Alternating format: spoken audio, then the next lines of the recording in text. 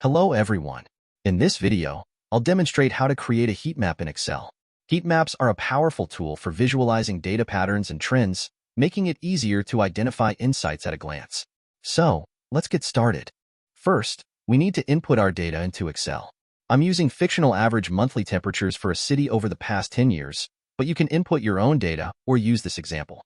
Next, highlight the entire data range. Go to the Home tab on the ribbon, then click on Conditional Formatting.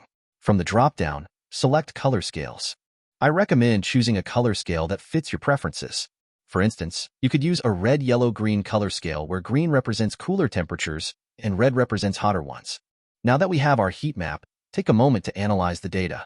You can easily spot the hottest months and see how temperatures fluctuate throughout the year. For example, July and August are clearly the hottest months, with average temperatures exceeding 40 degrees Celsius. That's it. If you found this video helpful, please like, subscribe, and hit the notification bell for updates on future tutorials. Share your questions or suggestions in the comments below. Thanks for watching.